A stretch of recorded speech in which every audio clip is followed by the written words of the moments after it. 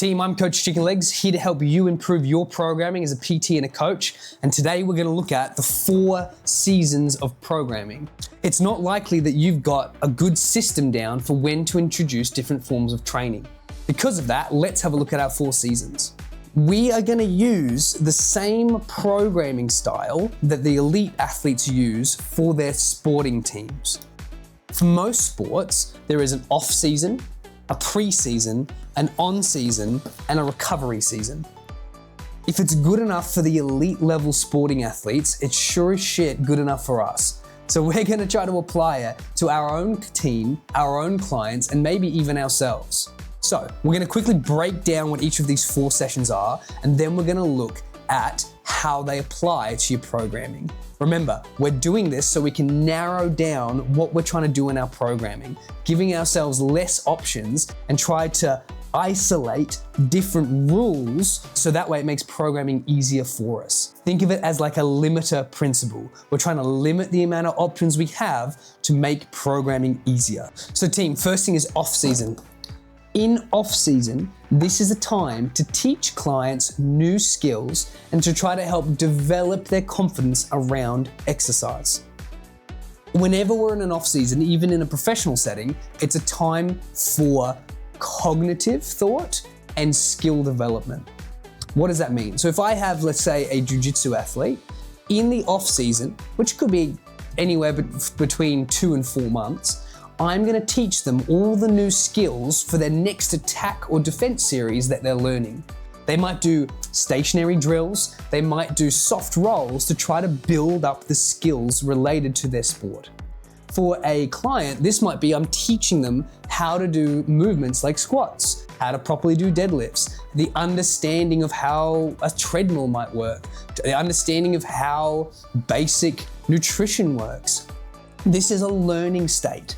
For a lot of people, this is the best time for your programming. You might have low intensity exercises. You might have low intensity sessions. You might have gradual increasing of your sessions. But the off season is used to help develop skills and, more importantly, to help people get started. Most off seasons have just come off the recovery, so they might not have been doing much training. So we've got to slowly build them up before we can start going hard in these more difficult seasons. So I think about a brand new beginner or someone who hasn't been at training for a little bit. This is their time to build them up. Some clients you've start off with, you've just got, who are really, really poor in conditioning, might spend a year here. You might be writing programs that are 12 weeks long and you just spend the first 4 weeks here. That's okay. But remember that most programs, both short, long, and yearly, will have about 1/4 of their program dedicated to an off season, if not more, depending on the client's need. Next on our list is our pre-season. We are teaching no more new skills here. Our tennis player in this space has just practiced 100,000 backhands to improve their backhand skill.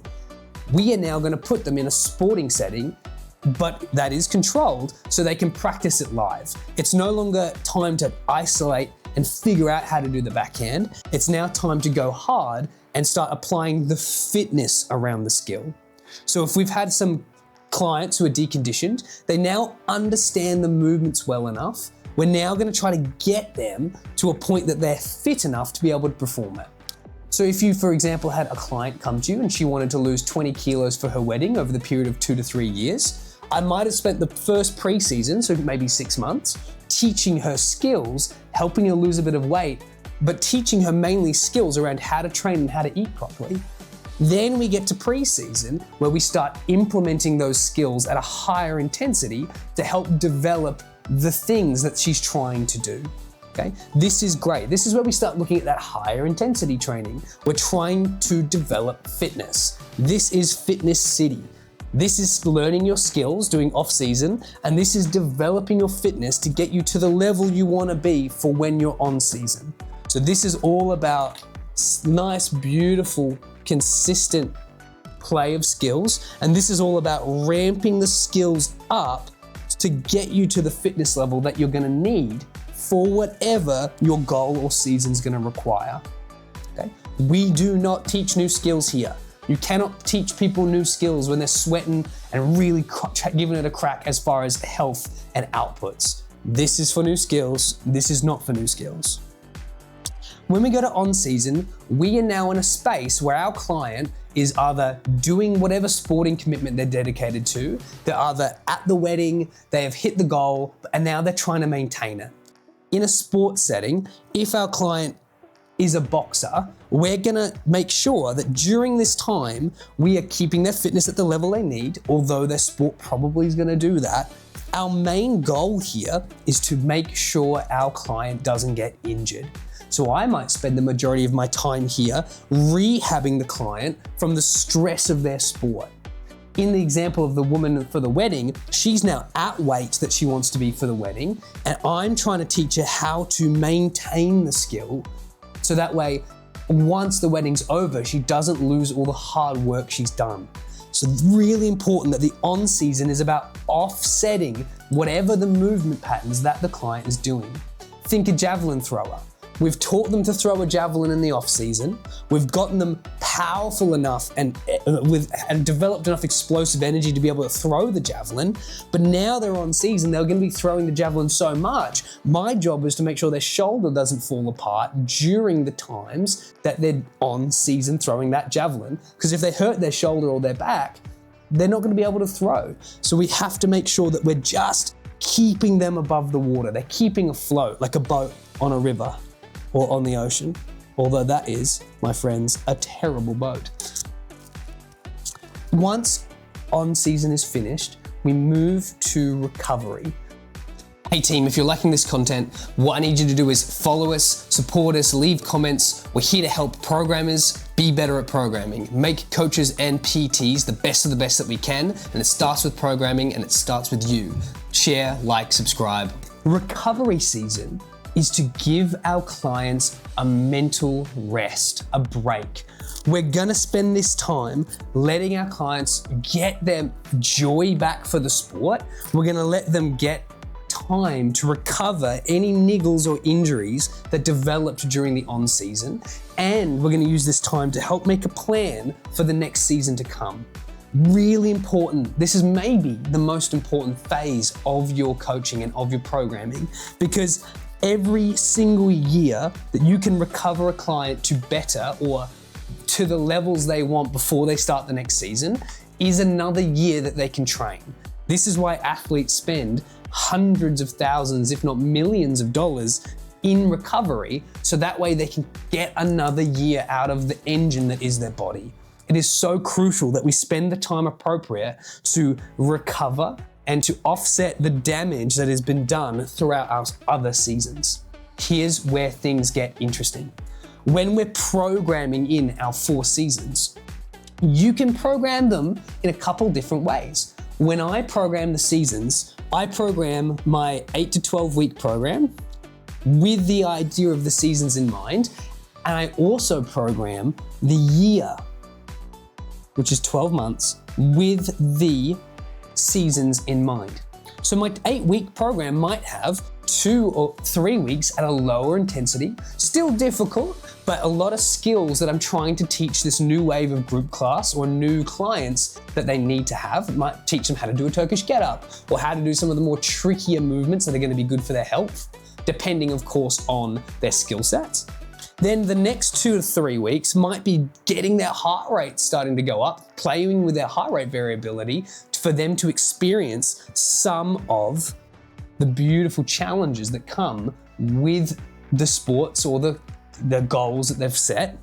Then I marry the two together where I might introduce these new skills with a higher level of heart rate so that they're playing with higher intensity and challenging movements. And then I finish the 12-week camp off with a week of recovery or 2 weeks of recovery to bring their levels from getting higher and higher and higher back to level. It's what it would look like on a graph. And again, this might be inside my 8 to 12 week program or inside my whole 12-month program. I want to develop them, rest them, and develop them. Rest them, develop them. So I'm always increasing the client's abilities. And in each of these blocks represents a 12-week block. So I'll do one 12-week, one 12-week, one 12-week, and one 12-week. And that covers my year. Okay? I might even do an 8-week, depends on what the client's needs are. But I have in my head a 12-week program for the client. I'm based around what their goal is. And I also have a 12-month program that I'm running in the background that I would like to see at the end of this 12 months, them be at this space. And they're currently here. But at the end of the 12-week program, they start here and they end here. We're always thinking ahead as coaches. We want to have a time frame to be measuring metrics. It's really important that you have some idea like this. Otherwise, you're just training in the dark. That's not what we're trying to do. I want you to have very measurable goals and very planned programming. I want to know exactly where the client's supposedly meant to be in my 12-month program, and then I can adapt the program to adjust to hit those metrics as long as I have a plan to where I'm trying to get them. So really try, in your next round of programming, try writing a program for yourself, one with an off season, then a pre-season, then an on season, and then a recovery. That could be 8 weeks, 2 weeks each. It could be 12 weeks, doesn't matter, but write one for yourself. You can send it in to me if you like, I love seeing them, but write one yourself and test it. You've got to ask yourself, what was the point of the program? It might be, it was to help a client lose over 12 weeks, 3 kilos, 3 to 5 kilos, let's be generous. Okay, test it. Give it away for free. Do it with a client. Do it with a weight loss client. Did they lose that amount of weight? Or was there a limiting factor, like you didn't introduce enough nutrition around the topic? Okay, we can then learn from that and adjust.